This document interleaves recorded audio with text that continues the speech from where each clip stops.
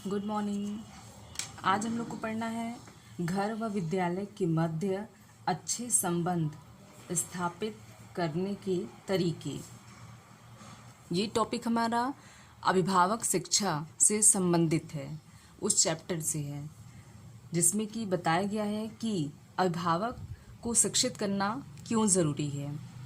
क्योंकि आज के टाइम में अगर अभिभावक बच्चों के प्रति जागरूक नहीं है तो उसके लिए वह अपने बच्चे के खराब भविष्य के लिए वह खुद जिम्मेदार होता है। इसीलिए ये ज़रूरी है कि अभिभावक भी जागरूक हो, शिक्षित हो और बच्चे के पालन पोषण का सही तरीका अपनाएं ताकि बच्चा खुलकर अपनी भावनाओं को अपने माता पिता से पूछ सके। आइए जानते हैं कि घर और विद्यालय के मध्य अच्छे संबंध स्थापित करने के लिए किन किन तरीकों का इस्तेमाल किया जा सकता है।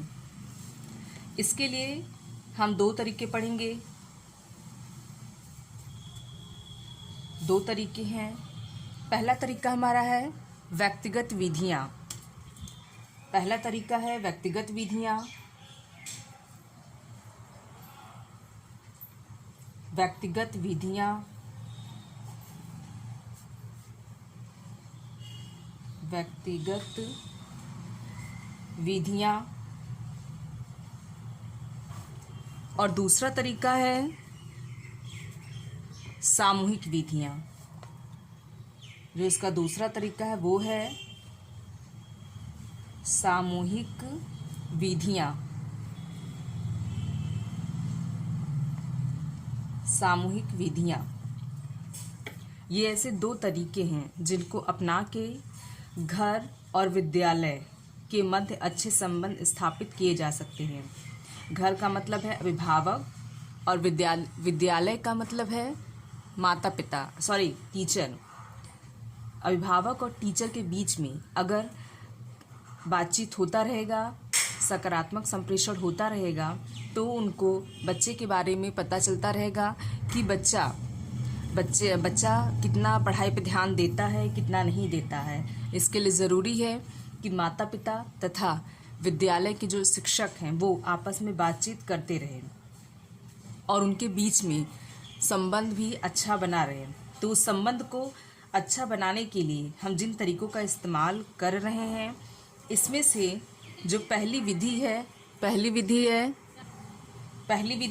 सामूहिक विधियां। पहली विधि है व्यक्तिगत विधियां, दूसरी विधि है सामूहिक विधियां।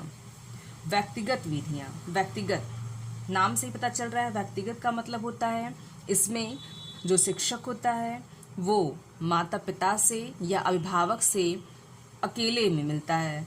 मतलब कि वो सभी अभिभावकों के साथ एक साथ नहीं मिलता है।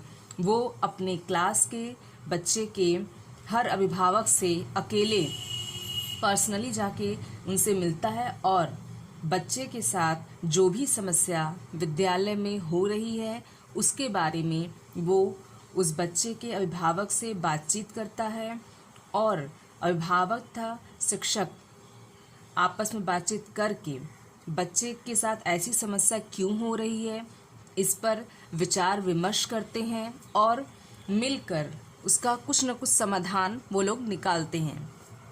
तो व्यक्तिगत विधियां मतलब कि किसी एक अभिभावक से पर्सनली जाके मिलना। तो इसके अंतर्गत भी हम दो विधियों के बारे में पढ़ेंगे। व्यक्तिगत विधियों के अंतर्गत भी दो विधियां हैं। जैसे आपका है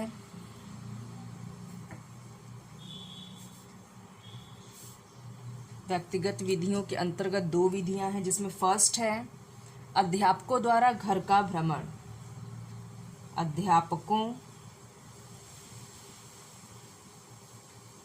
अध्यापकों द्वारा घर का भ्रमण।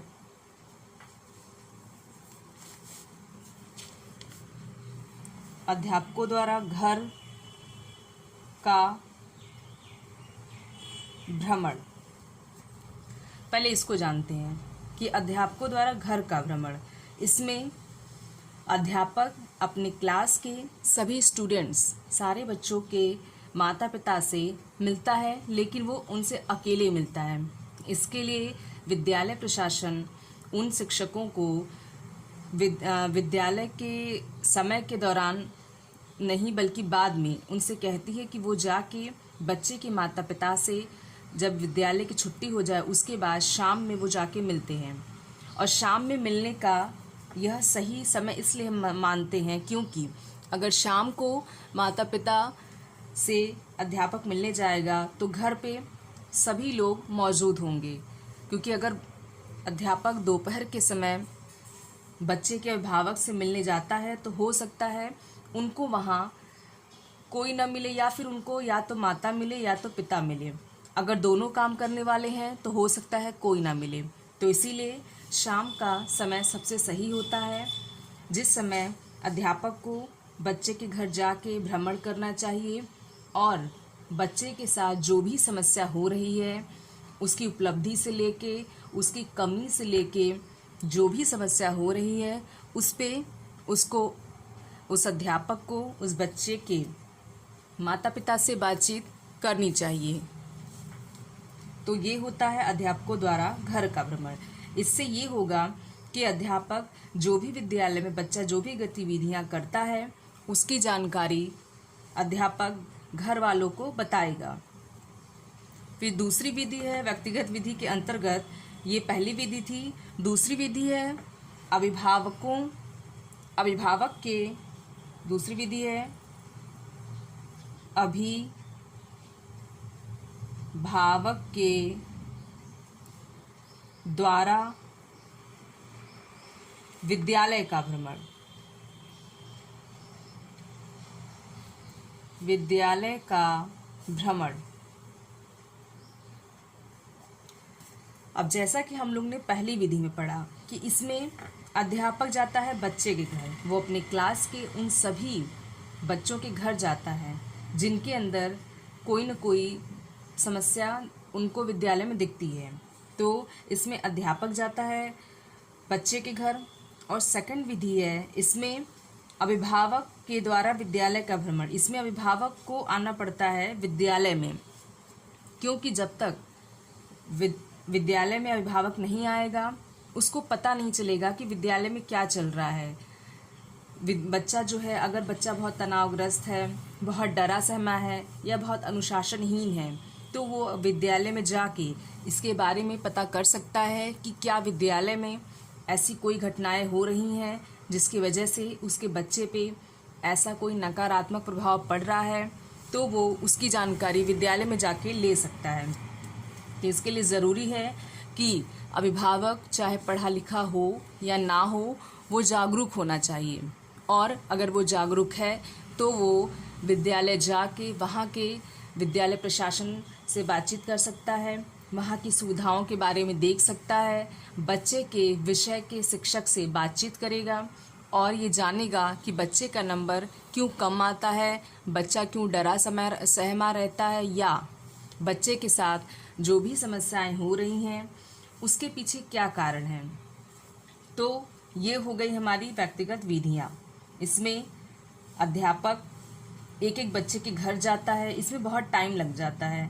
फिर भी अध्यापक को ये ऐसा करने से उसको ये फ़ायदा होता है कि उसको एक एक बच्चे के घर वालों से पर्सनली मिलके बच्चे के बारे में अच्छे से जानकारी प्राप्त हो सकती है और अभिभावक भी खुलकर अपने अंदर की भावनाओं को या प्रश्नों को या सुझावों को टीचर के सामने रख सकता है। तो ये था अध्यापकों द्वारा घर का भ्रमण और अभिभावकों के द्वारा विद्यालय का भ्रमण। ये हमारी थी दो व्यक्तिगत विधियाँ। ये व्यक्तिगत विधियाँ हमारी दो थी। अब जानते हैं सामूहिक विधियाँ। सामूहिक, समूह, ये हमारा समूह से बना है। मतलब इसके अंतर्गत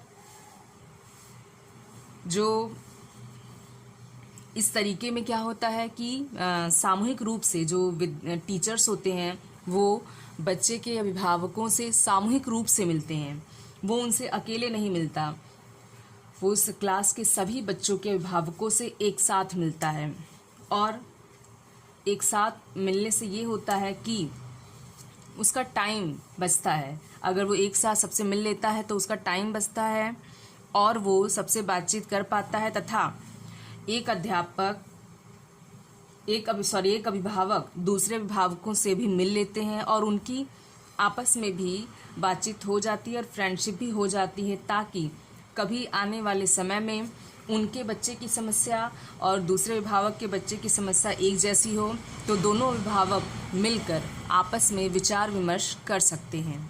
तो सामूहिक विधियाँ, इसके अंतर्गत भी 4 विधियाँ बताई गई हैं। जैसे फर्स्ट है परिचर्चा। पहली विधि आपकी है परिचर्चा, डिस्कशन। ये एक ऐसी विधि है जिसके द्वारा हम अभिभावकों से मिलकर उनके अंदर क्या चीज़ें चल रही हैं, उनसे वो अपने दिमाग में क्या सोच के रखे हैं विद्यालय के प्रति, और इसके अलावा बच्चे के साथ जो समस्या हो रही है उसके लिए उनके मन में क्या सुझाव है, इस पर मिलकर सामूहिक रूप से सभी अध्यापक तथा सभी अभिभावक मिलकर चर्चा करते हैं, बातचीत करते हैं, एक दूसरे के विचारों को सुनते हैं, समझते हैं और मिलकर कोई न कोई निर्णय वो लोग लेते हैं। लेकिन इसमें सभी के विचारों को सामूहिक रूप से सुना जाता है। इसमें कोई एक टाइम फिक्स कर दिया जाता है कि इस दिन सारे लोग को आना है और एक साथ मीटिंग करनी है। इसके लिए एक तरीका पीटीएम भी हो सकता है। पीटीएम, पेरेंट्स टीचर मीटिंग, इसमें अभिभावक तथा शिक्षक एक साथ होते हैं, सामने होते हैं। वहाँ पे बच्चे के पढ़ाई से संबंधित, उसकी उपलब्धि तथा कमी से संबंधित सारी बातचीत की जाती है। तो परिचर्चा का मतलब होता है डिस्कशन, विचार विमर्श करना। इस विधि में अध्यापक अभिभावकों के एक समूह को विद्यालय में बुलाकर उससे बातचीत करता है कि बच्चे से संबंधित जो भी दिक्कतें आ रही हैं उससे संबंधित वो बातचीत करता है और परिचर्चा मतलब डिस्कशन करता है। अध्यापक व अभिभावक दोनों ही यहाँ पे अपनी अपनी समस्याओं को एक दूसरे के सामने रखते हैं, क्योंकि अध्यापक के साथ भी कुछ समस्या आ सकती है बच्चे से संबंधित और अभिभावक के सामने भी। तो इसीलिए यही एक ऐसा प्लेटफॉर्म है जहाँ पे अध्यापक तथा अभिभावक एक दूसरे के सामने होते हैं और वे एक दूसरे के सामने अपनी समस्याओं के बारे में चर्चा करते हैं। तो ये आपका होता है सामूहिक विधि की ये पहली विधि है परिचर्चा। ये पहली विधि है परिचर्चा। परिचर्चा। आइए अब जानते हैं सेकंड विधि, दूसरी विधि क्या है। इसकी दूसरी विधि है गोष्ठी।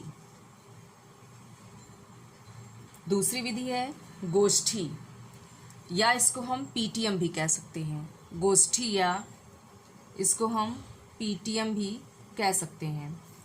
पीटीएम सुने होंगे आप। पीटीएम का मतलब होता है पेरेंट्स टीचर मीटिंग।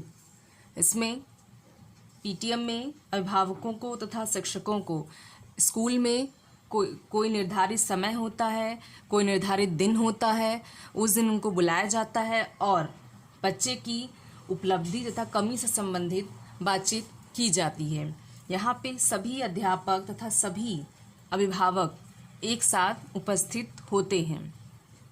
तो जब भी विद्यालय में पीटीएम आयोजित किया जाए उसकी एक तिथि पहले से ही निर्धारित कर दी जाए, ताकि अगर पीटीएम का डेट पहले से ही निर्धारित रहेगा तो अभिभावकों को माइंड में उनके ये बात रहेगी कि हाँ उनको इस तारीख को बच्चे के विद्यालय में जाना है और टीचर से मिलना है। तो इसके लिए उनको अगर पहले से पता होगा तो वो उस दिन अपना कोई भी ज़रूरी काम नहीं रखेंगे।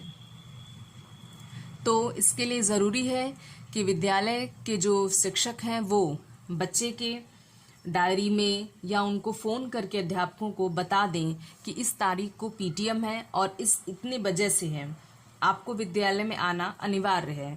और इसके अलावा एक और चीज़ का ध्यान रखना चाहिए कि जिस भी विषय पे बातचीत करनी है उस विषय के बारे में भी पहले से ही विद्यालय के शिक्षकों तथा अभिभावकों को जानकारी होनी चाहिए। ये होता है आपका पीटीएम या गोष्ठी, जिसमें कि सभी बच्चों के अभिभावकों को किसी एक निर्धारित तिथि पर विद्यालय में बुलाया जाता है व बैठक की जाती है, गोष्ठी की जाती है तथा सभी अभिभावक एक दूसरे की समस्याओं को सुनते हैं व सुझाव देते हैं तथा इस बैठक में अभिभावक शिक्षक से भी मिलता है, क्योंकि यही एक ऐसा मौका होता है जब अभिभावक तथा शिक्षक एक दूसरे से मिलते हैं। तो यहाँ पे अभिभावक अपनी समस्याओं को अध्यापकों को बताते हैं व अध्यापक भी उन्हें उनके बालक की प्रगति के बारे में जानकारी देता है।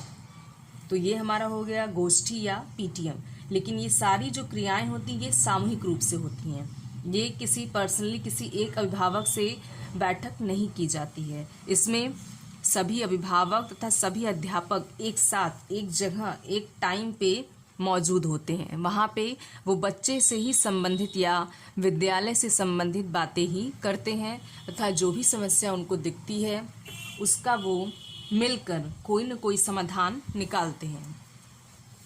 अब जानते हैं तीसरी विधि। तीसरी विधि हमारी है डायरी। थर्ड विधि है डायरी।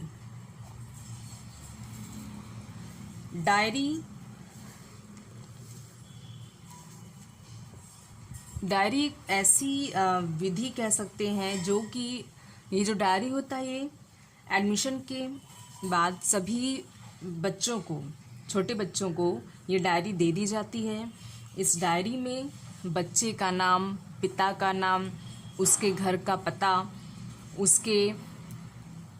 उसका मोबाइल नंबर, उसका जन्म तिथि, सब चीज़ों के बारे में जानकारी लिखी होती है। और विद्यालय द्वारा डायरी देने का एक ही उद्देश्य होता है कि विद्यालय में जो भी क्रियाएं हो उसकी जानकारी उस डायरी में लिखकर अध्यापक उन बच्चों को दे देता है और बच्चा जब घर जाता है तो वो वहाँ बच्चे के अभिभावक डायरी खोल के उस नोटिस को देख लेता है कि विद्यालय में क्या चल रहा है, कब बच्चे का एग्ज़ाम है, कब उसका टेस्ट है या कब कोई गतिविधियां होने वाली हैं, कोई पीटीएम होने वाला है या कोई फंक्शन होने वाला है।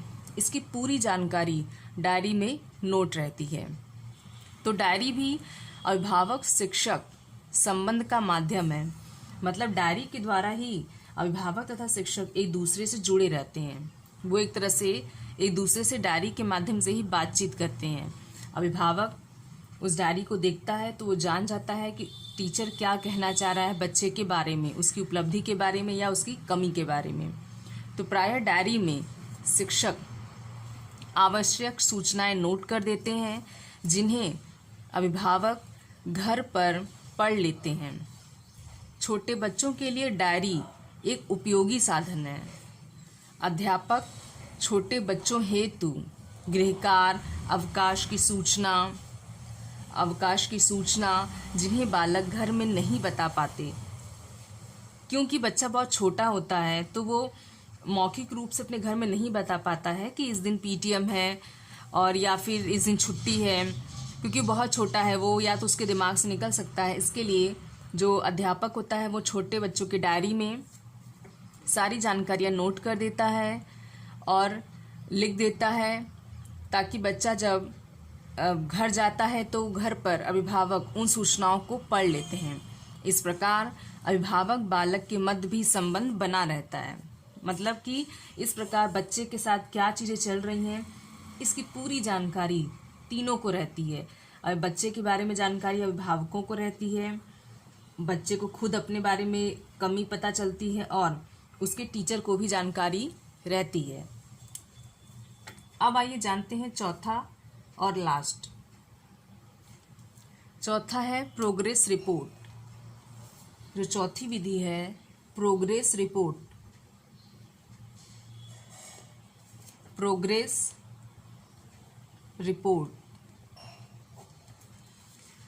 प्रोग्रेस रिपोर्ट मतलब होता है रिजल्ट, बच्चे का मार्कशीट, जिसमें कि बच्चे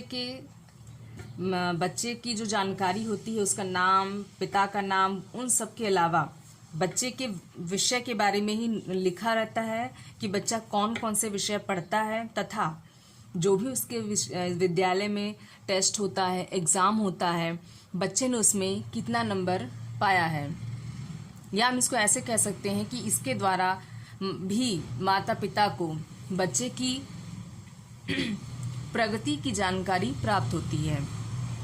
अभिभावकों को बच्चे के द्वारा किए गए अध्ययन की जानकारी, अध्ययन का लेखा जोखा व परिणाम प्रगति आख्या द्वारा ही इन सब चीज़ों के बारे में जानकारी मिल जाती है। बच्चा क्या पढ़ाई कर रहा है, कितना नंबर ला रहा है, इन सब की जानकारी बच्चे के माता पिता को मिल जाती है। इसके लिए समय समय पे ये प्रोग्रेस रिपोर्ट अध्यापकों द्वारा बना के बच्चों के माध्यम से अभिभावकों को दे दी जाती है, और अभिभावक उन प्रगति रिपोर्ट को या प्रोग्रेस रिपोर्ट को देख के जान जाता है कि उसका बच्चा अगले क्लास के लिए पास हुआ है या फेल हुआ है, या उसने टॉप किया है, या उसके नंबर एवरेज हैं, कितने हैं, इन सब की जानकारी उसको प्रोग्रेस रिपोर्ट द्वारा हो जाती है। ये भी एक सामूहिक विधि है, सामूहिक तरीका है, क्योंकि प्रोग्रेस रिपोर्ट पूरे बच्चों को दी जाती है। क्लास के जो भी बच्चे होते हैं, ये प्रोग्रेस रिपोर्ट सबके लिए होता है और सभी को दिया जाता है। ये कंपलसरी होता है।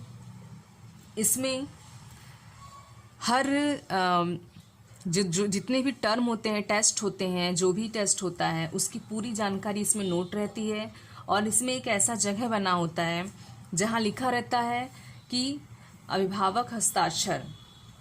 तो वहाँ पे वो स्पेस बनाने का ये मकसद होता है ताकि अभिभावक तक हम खबर पहुँचा सके कि उनका बच्चा पढ़ने में कैसा है, और अभिभावक उस पूरे प्रोग्रेस रिपोर्ट को देख के फिर वहाँ साइन करे, ताकि टीचर के पास जब वापस वो प्रोग्रेस रिपोर्ट जाए तो वो उनको ये समझ में आ सके कि हाँ, अभिभावकों ने उस प्रोग्रेस रिपोर्ट को बारीकी से देखा है और उसे बच्चे की कमी के बारे में जानकारी प्राप्त हो चुकी है, और इसके द्वारा वो दोनों लोग जुड़े रहते हैं। बच्चा, अभिभावक तथा माता पिता एक दूसरे से जुड़े रहते हैं, उनके बीच में संबंध अच्छे बने रहते हैं। ये हो गया हमारी जो भी घर और विद्यालय के मध्य अच्छे संबंध स्थापित करने के तरीके, क्या क्या विधियां हैं जिनको अपना के घर और विद्यालय मतलब अभिभावक तथा शिक्षक के बीच में संबंध को मजबूत किया जा सकता है। अब आगे हम लोग पढ़ेंगे कि विद्यालय व घर के संबंधों को सुधारने हेतु सुझाव। तो अगली हेडिंग हमारी है विद्यालय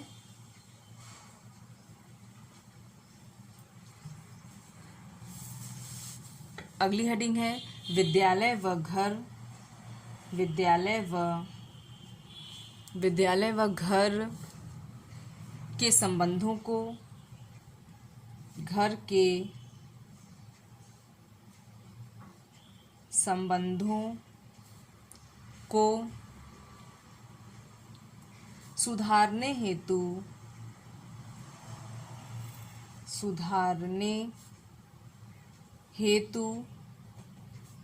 कुछ सुझाव।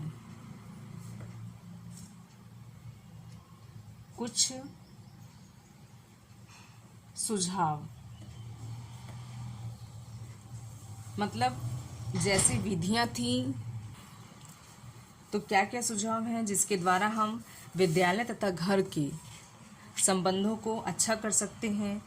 आइए जानते हैं पहला सुझाव क्या है। पहला सुझाव हमारा है पहला सुझाव है कि बालकों में विद्यालय व अध्यापकों के प्रति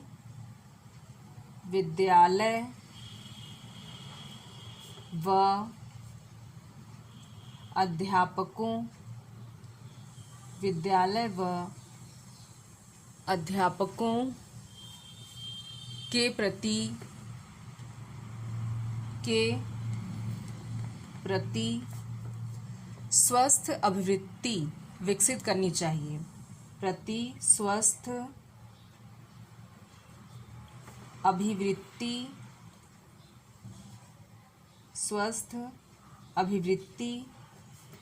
विकसित करनी चाहिए। स्वस्थ अभिवृत्ति विकसित करनी चाहिए।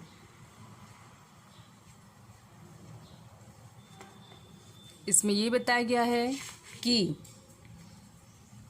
बच्चा जो है उसके मन में विद्यालय के प्रति गलत चीज़ें ना भरी हों, वो विद्यालय के लिए या टीचर्स के लिए अच्छी सोच रखता हो, वो उनकी रिस्पेक्ट करता हो, उनका सम्मान करता हो, तथा वो विद्यालय जाने में भी अपनी रुचि दिखाए। इसके लिए ज़रूरी है कि ये रुचि माता पिता उसके अंदर उत्पन्न करें।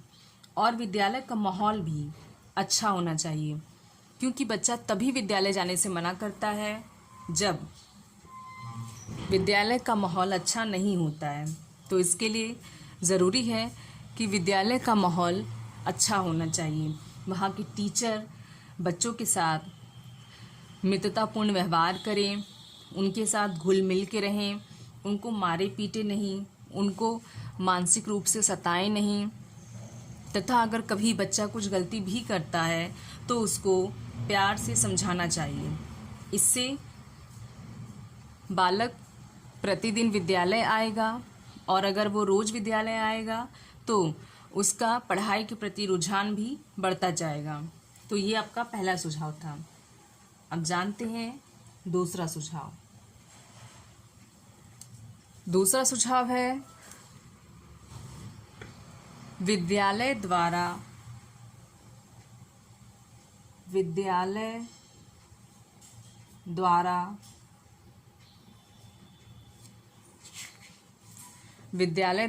आयोजित होने वाले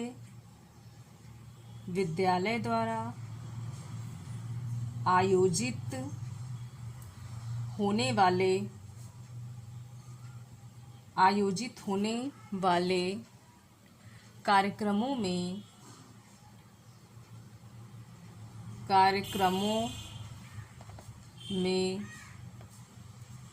अभिभावकों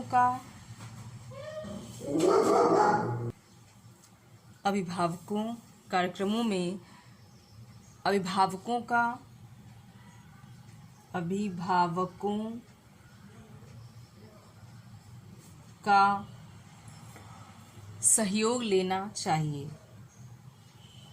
अभिभावकों का सहयोग लेना चाहिए।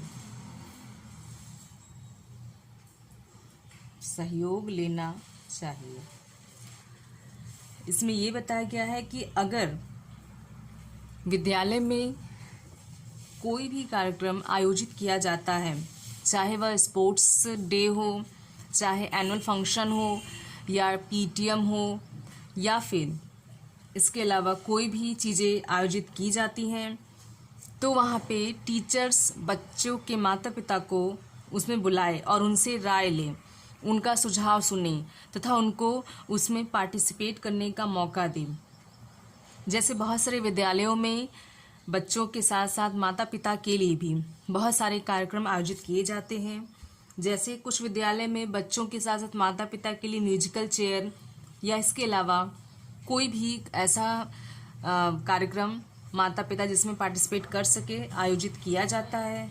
तो ये ज़रूरी है कि अगर हम माता पिता को विद्यालय के किसी कार्यक्रम में उनकी राय लेंगे, उनको सहयोग करने के लिए कहेंगे, तो माता पिता को भी अच्छा लगेगा और वे अपने बच्चे के विद्यालय हमेशा जाते रहेंगे, तथा उनको अपने बच्चे के बारे में जो भी कमियां हैं या जो भी अच्छाइयां हैं उसके बारे में उनको अच्छे से जानकारी मिलती रहेगी। और इसके साथ साथ सबसे ज़रूरी है कि माता पिता तथा बच्चे के बीच में संबंध मजबूत बना रहेगा, और माता पिता तथा टीचर्स के बीच में भी अगर हमेशा बातचीत होती रहती है तो उनके बीच में भी रिलेशन सकारात्मक बना रहेगा। तो इसके लिए ज़रूरी है कि विद्यालय में जो भी कार्यक्रम आयोजित किए जाएं, उसमें माता पिता को शामिल किया जाए। आइए अब जानते हैं तीसरा सुझाव। तीसरा सुझाव है कि शिक्षकों को चाहिए कि थर्ड सुझाव हमारा है शिक्षकों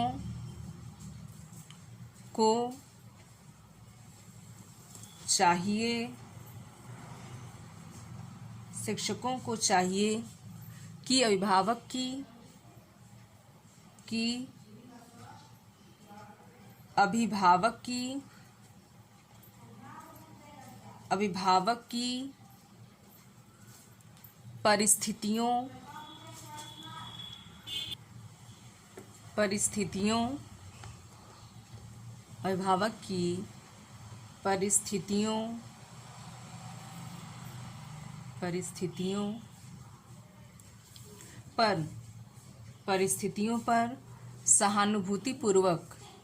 परिस्थितियों पर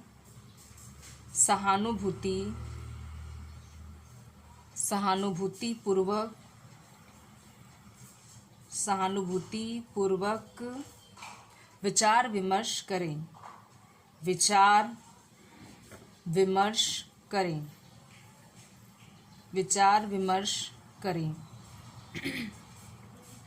इसमें ये बताया गया है कि बहुत सारे शिक्षक ऐसे होते हैं कि अगर उनके विद्यालय में कोई ऐसा बच्चा पढ़ता है जिसके माता पिता पढ़े लिखे नहीं हैं और उनकी परिस्थिति बहुत अच्छी नहीं है, तो ऐसे में शिक्षकों को उन माता पिता का मजाक नहीं उड़ाना चाहिए, उन पे हंसना नहीं चाहिए या उनकी भाषा का भी मजाक नहीं बनाना चाहिए, क्योंकि हो सकता है कि वो अभिभावक पढ़े लिखे ना होने के कारण विद्यालय की भाषा ना बोल पाएँ।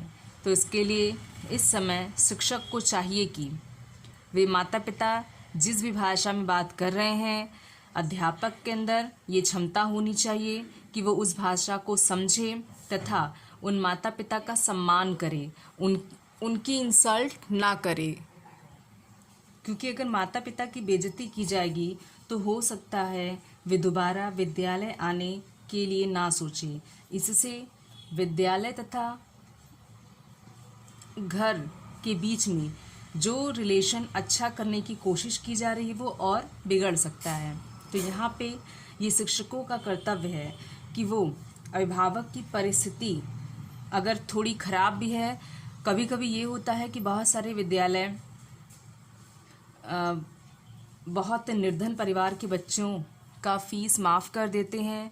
तो अगर ऐसा किया जाता है तो माता पिता बहुत खुश होते हैं और वो अपने बच्चे के लिए और ज़्यादा जागरूक हो जाते हैं। तो कभी कभी ऐसी कोई परिस्थिति आए तो विद्यालय प्रशासन को चाहिए कि वो बच्चे का फीस माफ़ कर दे और बच्चे को आगे बढ़ने के लिए प्रेरित करे। अब आइए जानते हैं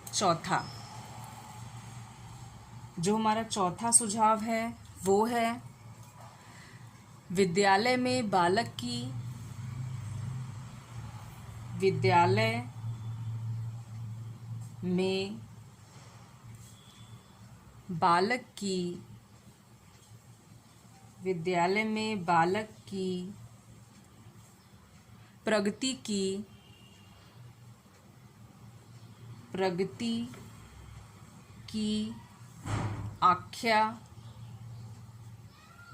प्रगति की आख्या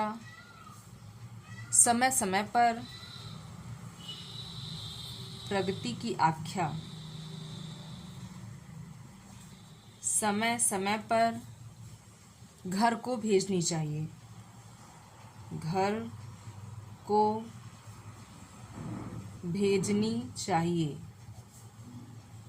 प्रगति की आख्या घर को भेजनी चाहिए।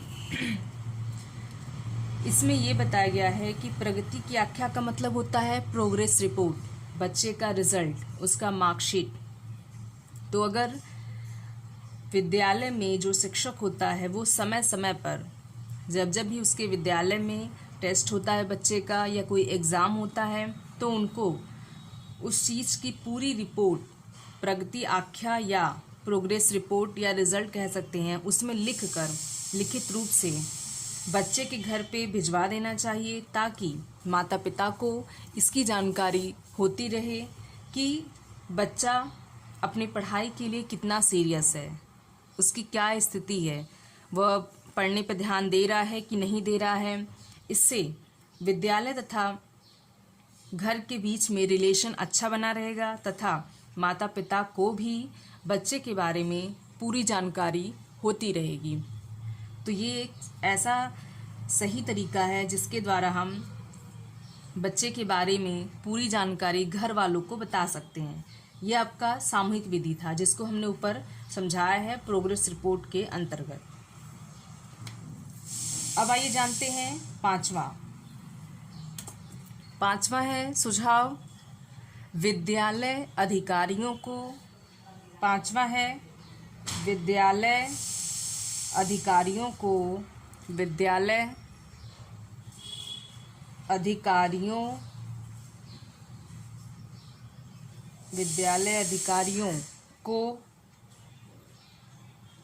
अभिभावकों के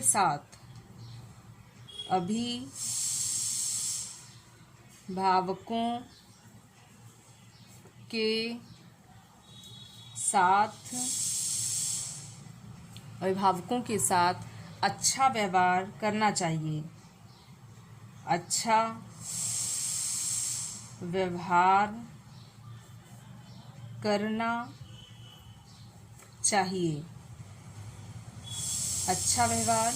चाहिए। इसमें ये बताया गया है कि विद्यालय के जो टीचिंग या नॉन टीचिंग स्टाफ हैं, कभी कभी बहुत सारे विद्यालय में जो नॉन टीचिंग स्टाफ होते हैं उनको बोलने की तमीज़ नहीं होती है, और जब कोई अभिभावक बच्चे से संबंधित कोई जानकारी लेने विद्यालय पहुंचता है तो वो अधिकारी या जो नॉन टीचिंग स्टाफ है उन बच्चों के अभिभावकों से बहुत ख़राब तरीके से बर्ताव करते हैं, उनसे झगड़ा करते हैं, उनको जलील करते हैं। ऐसे में अभिभावक कभी भी उस विद्यालय दोबारा नहीं जाना चाहेगा। इसीलिए ये ज़रूरी है कि जो विद्यालय के अधिकारी हैं वो बच्चों के अभिभावकों के साथ मैत्रीपूर्ण तरीके से या बहुत प्यार से बातचीत करें, ताकि अभिभावक दोबारा कभी विद्यालय में कोई भी कार्यक्रम आयोजित किया जाता है तो वो उसमें आना पसंद करें, क्योंकि अगर उनको बेइज्जत कर दिया जाएगा तो वे दोबारा वहाँ आना पसंद नहीं करेंगे। आइए अब जानते हैं लास्ट 6वां है सुझाव समय समय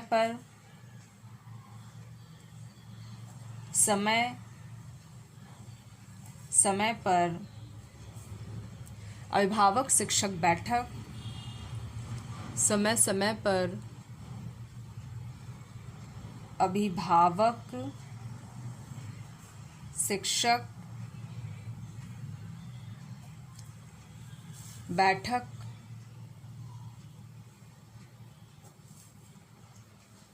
आयोजित करना चाहिए।